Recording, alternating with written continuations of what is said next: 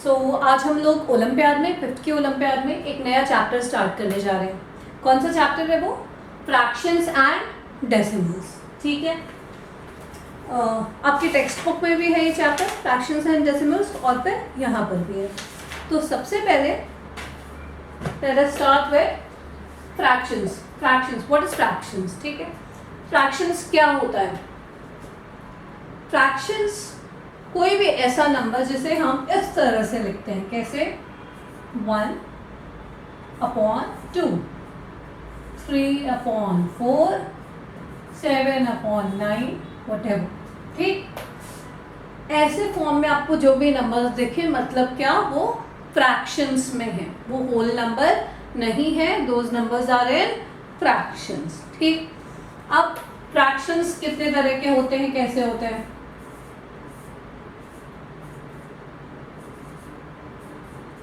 Proper fractions.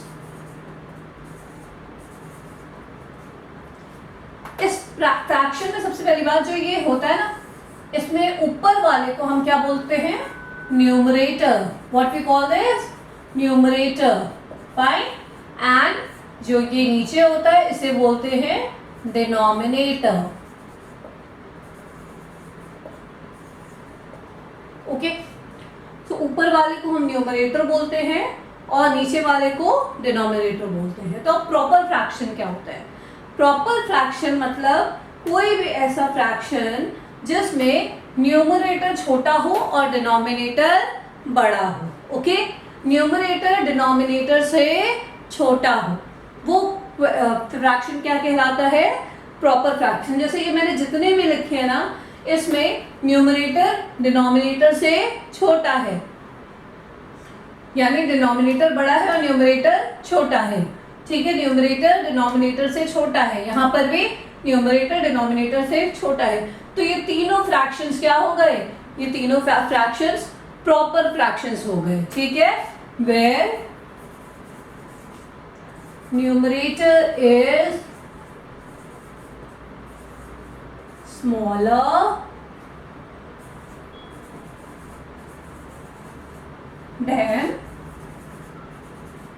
denominator। Fine.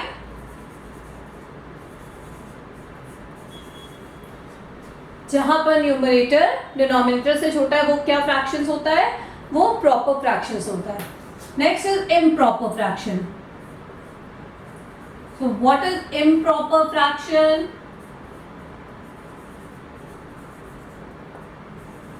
Improper fraction. Fine. Improper fractions, ठीक इसका opposite होता है इम्प्रॉपर फ्रैक्शन। जहां पर ठीक इसका ऑपोजिट, यानी न्यूमरेटर डिनोमिनेटर से बड़ा होगा। न्यूमरेटर क्या होगा? डिनोमिनेटर से बड़ा होगा। For example 7/5, 9/4, 11/3। अब यहां पे क्या है? Numerator is bigger than denominator or denominator is smaller than numerator. So these fractions are known as improper fraction. Fine. Where numerator is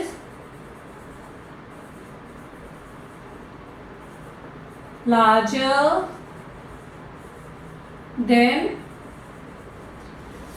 denominator.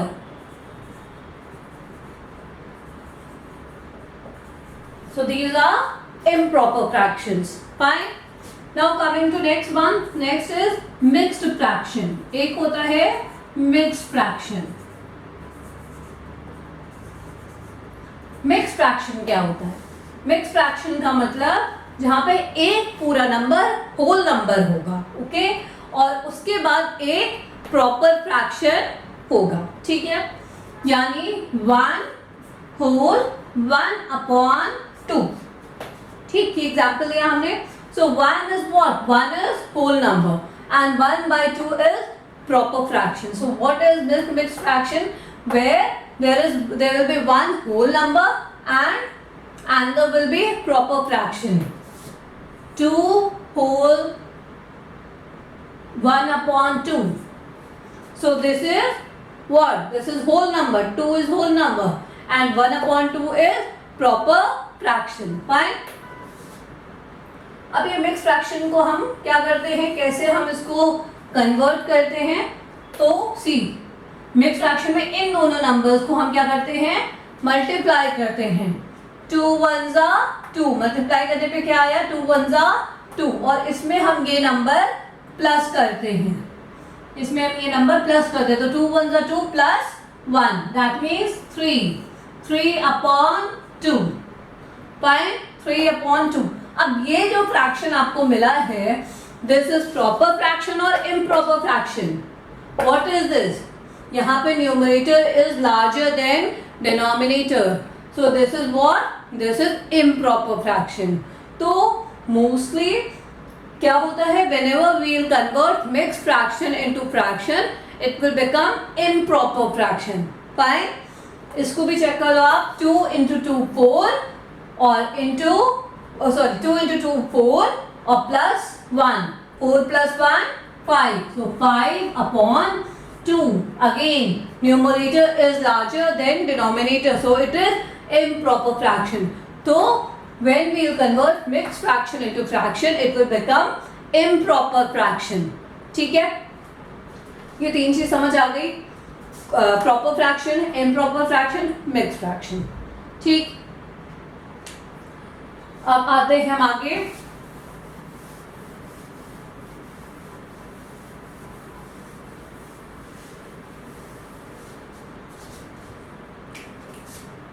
Equivalent fraction.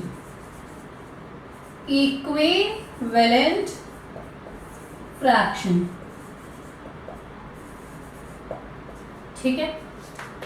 Equivalent fraction क्या होता है, मान लीजिए आपको दो नंबर दिए, 1/2 एंड 2/4, एंड क्वेश्चन में ये बोला गया है कि tell that these two fractions are equivalent or not.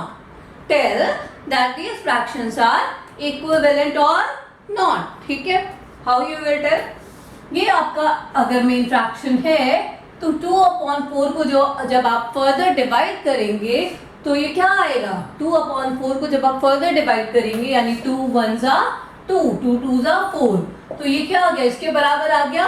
That means these two fractions are equivalent fractions. तो यानी अगर दूसरा फ्रैक्शन डिवाइड करने पे पहले फ्रैक्शन के इक्वल आ जाता है तो वो फ्रैक्शन को हम क्या बोलते हैं, इक्विवेलेंट फ्रैक्शन. ठीक है, ऐसा हमें तीन फ्रैक्शंस के साथ भी दिया जा सकता है. फॉर एग्जाम्पल 1/3, 3/9, ठीक है, and 6/18. Now you have to tell that these fractions are equivalent or not. You have to, what you have to tell, that these fractions are equivalent or not. ठीक है, so 1/3 is your fraction. 3/9, इसको जब आप further divide करेंगे what will you get, 3 1 3, 3 3 9. Fine. And जब इसको आप further divide करेंगे what will you get, 6 1 6, 6 3 18. So now what you got in all the fractions, 1/3, 1/3, 1/3. That means this fraction was equivalent fraction. Clear है? तो मैंने आपको fractions कौन कौन से टाइप के होते हैं that I have explained you. Now coming to few questions of fraction only. इस चैप्टर में दोनों चीज कवर किया जाएगा, फ्रैक्शन भी और डेसिमल भी, but today I will explain you fractions only. So अब हम फ्रैक्शन के कुछ क्वेश्चन करेंगे. किसके, फ्रैक्शन के.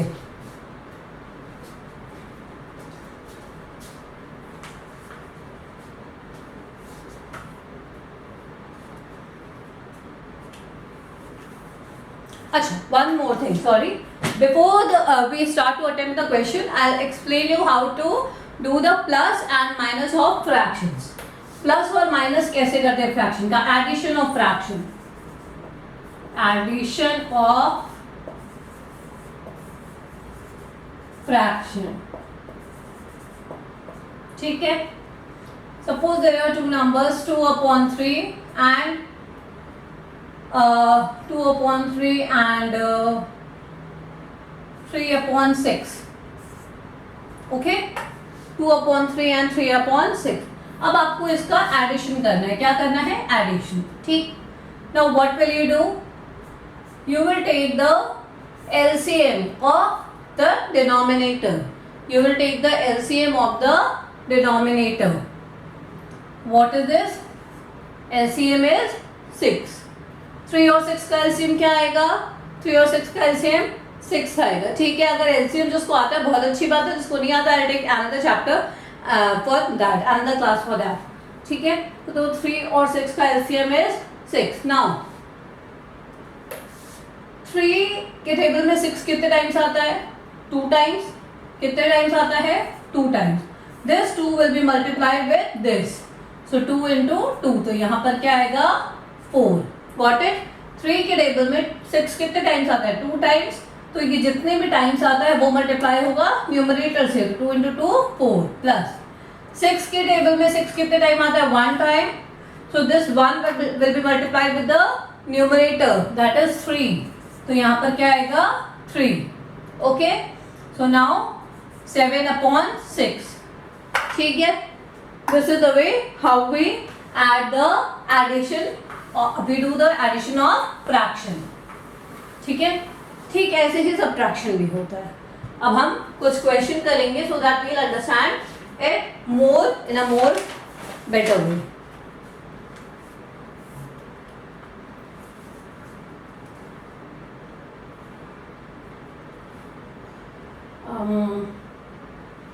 I'm thinking that which question you should start with. Question always takes a lot of time. Monica takes 1/6 hour to walk to the playground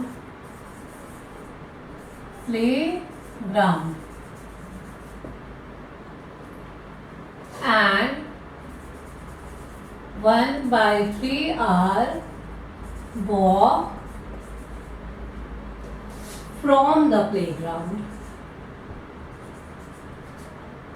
from the playground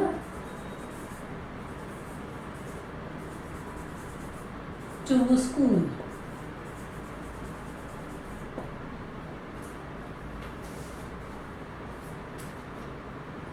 How much total time she takes? How much total time she takes? Okay. So what's the question? Monica takes 1/6 hour to walk to the playground. Playground तक जाने में मोनिका को कितना time लगता है? 1/6 hour. And 1/3 hour walk from the playground to school, और playground से school जाने में कितना टाइम लगता है? 1/3 our.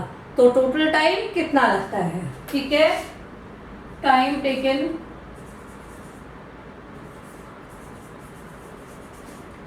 To reach playground, this is the solution. Time taken to reach playground 1/6 hour. Time taken to reach school 1/3 hours. Therefore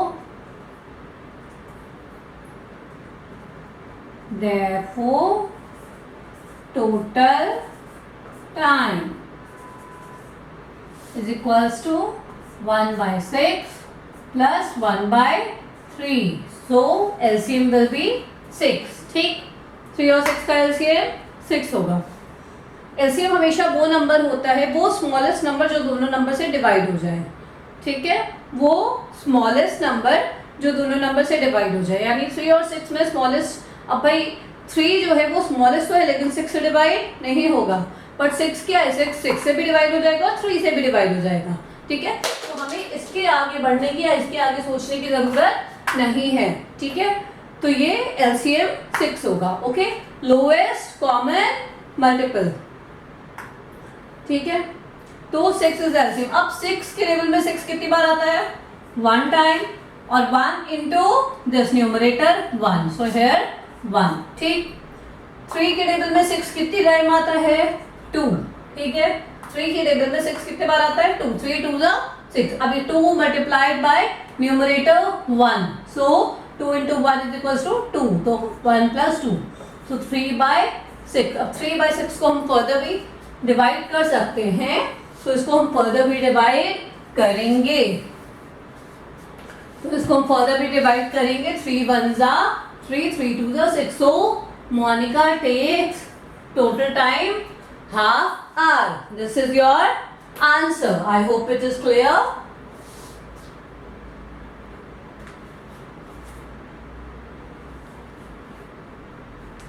One more question.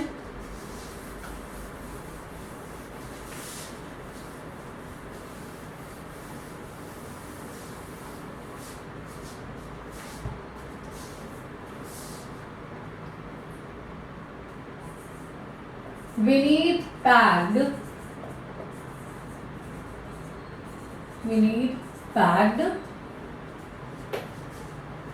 3/4 kg of sugar.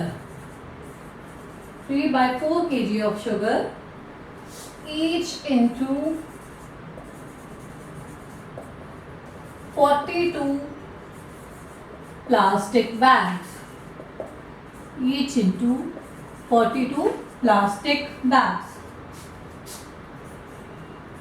Find the total weight of sugar. We need pack 3/4 kg of sugar, each into 42 bags. Find the total weight of sugar. ठीक है, 3/4 kg pack करता है हर bag में, यानी एक bag में 3/4 kg, तो total 42 plastic bag में कितना शुगर आएगा? एक बैग में हम कोई भी चीज, यानी अगर एक बैग में 1 kg शुगर डालते हैं तो 40 बैग में कितना शुगर आएगा टोटल? 1 इंटू 40 मल्टीप्लाई होता है सिंपली। अगर एक बैग में 2 kg शुगर डालते हैं, अगर एक बैग में 2 kg शुगर डालते हैं तो 10 बैग्स में कितने शुगर आएंगे? तो 10 बैग्स में कितने शुगर आएंगे? 2 इंटू 10 आएंगे, यानी 20 kg शुगर टोटल आएंगे कि नहीं आएंगे? फाइन। तो ठीक, इसका मतलब क्या है? हमें जब ऐसे निकालना होता है ईच बैग, एक बैग का हमें कुछ भी प्राइस दिया हो, व्हाटएवर दिया हो, कितना क्वांटिटी दिया है वो दिया, और हमें जब ज़्यादा का निकालना है तो हमें क्या करना होता है? मल्टीप्लाई करना होता है। ये हमेशा याद रखना आप लोग कि जब हमें कोई चीज़ कम पता होती है और ज़्यादा फाइंड आउट करना होता है तो हम मल्टीप्लाई करते हैं, और कोई चीज़ ज़्यादा पता होती है और कम फाइंड आउट करना है तो हम डिवाइड करते हैं। ठीक है, तो यहाँ पर क्या है? 1 packet contains 1 pack contains 3/4 kg. Therefore, 42 pack contains, I think I should write थोड़ा सा नीचे, 42 bag contains 42 into 3/4.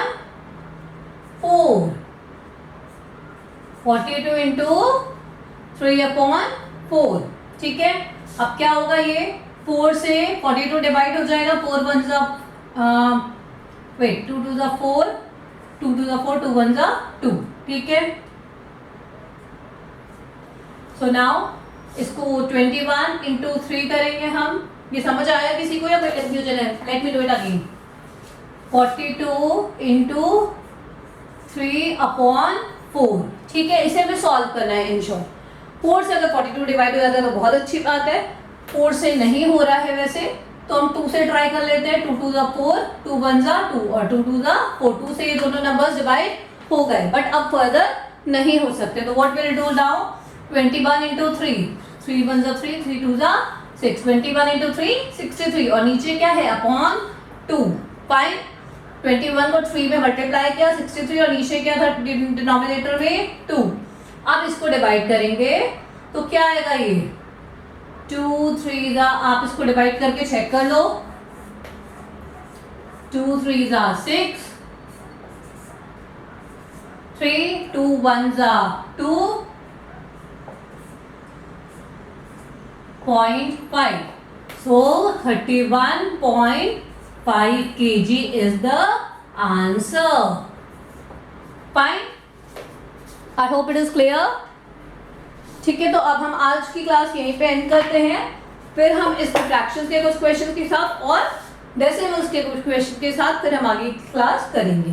Thank you.